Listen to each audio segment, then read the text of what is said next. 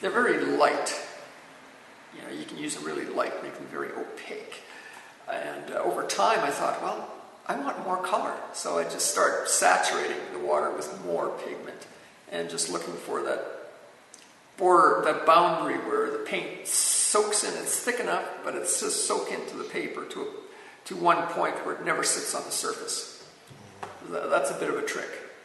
So I managed to achieve that, largely because the Japanese woodblock prints were still in my mind, how the vibrant colors they would use, and it's just very active imageries, and that's what I really wanted to emulate.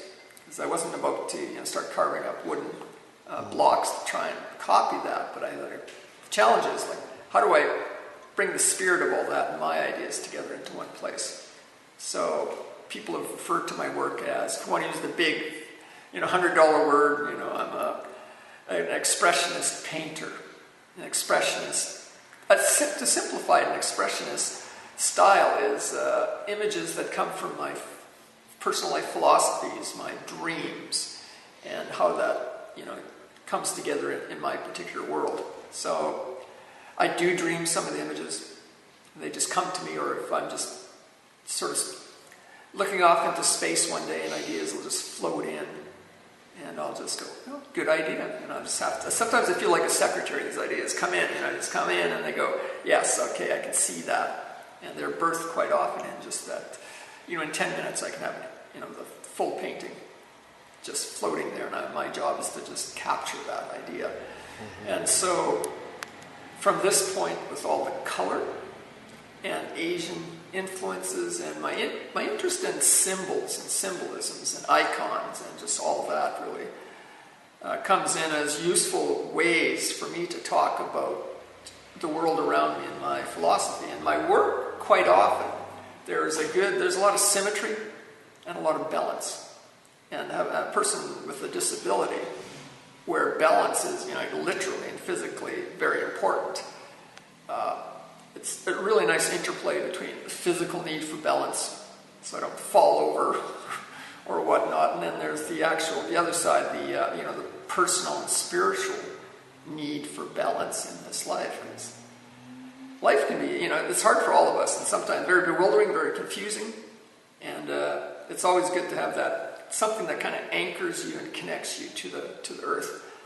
And that's the other place where, at least, with some Buddhist thought and with Shinto thought, there's a similarity between the work. Because I've had people interview me and they assumed I was Shinto, or they assumed I must be Buddhist, because this is all there, and they're trying to figure out, how does this all work? And it comes just from reading, following my interests, and basic things about Buddhism. And in one sense, they talk about reality as illusion. Yes. I kind of understand that up to a point. And with Shinto, the big belief is, the world's about balance, and our balance with nature. In the Shinto belief, they talk about kami spirits. And that's largely why I think the Japanese really were attracted to my artwork. The show in 2002, it was at a commercial gallery, everything sold. From that, I just was stunned by that. Because they see in me that I have this spirit that really recognizes the balance and the need for our balance in nature, and just saying, okay, we're not the top life form. We are one of the life forms, but the one thing in my art I want to remind people about the beauty, and that a friend of mine once told me that the one thing that we all forget, we forget that we are nature. We put ourselves somewhere separate from it. And in my work, that's, I'm talking about things, like the creative surge, that desire to create. And I've always had a small interest in alchemy and the whole idea of the crucible, that place where, where elements are sort of mixed and come together and are transformed, from one state into another state. And in my art, I talk a lot about that because, I've been evolving, or if you will, I've been reincarnated from one age to another. And I don't mean, 200 years ago, down. It's like when I was 5, I was one person. When I'm 10, I'm a new person. I'm learning new stuff and carrying those lessons forward. as they believe in reincarnation. The object is to try and remember your mistakes and carry them forward. And that's what growth is as human beings, just trying to learn those. And so that's where my work talks about it. And the painting behind me is the phoenix, and I call it Phoenix Rising. And it's rising out of this nest and that eggshell. It's like the crucible where this creativity happens. And a nest is that one place where we all kind of, that safe place where these life forms are birthed from. And so it relates back to my own growth in different senses, just literally looking at my life and reinventing it in some cases. When I know the things that I should change and need to change, and just trusting that, following that. So the paintings follow that quite a bit too. Other images that relate really spiritually, I guess, would be one painting that I call Transformation 1, and Morpheus dreaming. And Morpheus being the Greek god of dreams, and dreams and sleep. And so that one talks about the transformation. Because at the bottom, getting back to the story of the sparrow, that's the time where I put a sparrow as the first form. This beautiful, very humble creature that are like you and I, just representing us, the common man, common woman, in a way that says, wonderfully ordinary but wonderfully so. And in the painting, it looks like the bird's slowly getting faded and faded until you see this sort of a blank form, an empty shape of the sparrow. And above it is the symbol that I created with all these colored lines and flowing upwards into a brightly colored parrot. And again, that's about that wonderful transformation that happens on many levels.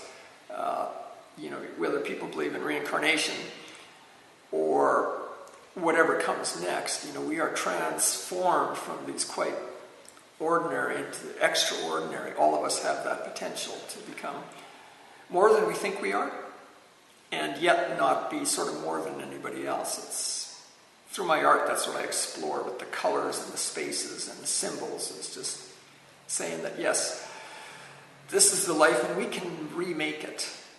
Because the artwork, all the images talk quite often too about, those moments of destiny where something happens and you're instantly transformed.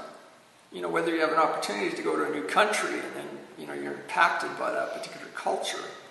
Or it could be as simple as, one day looking at when I was 10 years old, looking at a corn stalk and just blown away suddenly one day that this tiny little kernel would turn into all this matter, with countless stalks of corn on the cob, and, the miracle of all that. And that's the miracle of the color too, because as creation, it comes from, it almost seems to come from the ether. The ideas come in, and particularly if you're following everything you love to do. And, it comes out in translated this way. It's from nothing comes this other image that I can talk about my life. And at that point, what the painting does for me in the images with, let's say, the Mount Fuji's, there's a Mount Fuji painting where it's a red Mount Fuji, just sort of looks like it's floating in the center of the paper with all these lines of very sinuous, flowing Japanese calligraphy flowing down to the top of it. And it's very spiritual because I see Mount Fuji because I had a chance to go there, see Mount Fuji and experience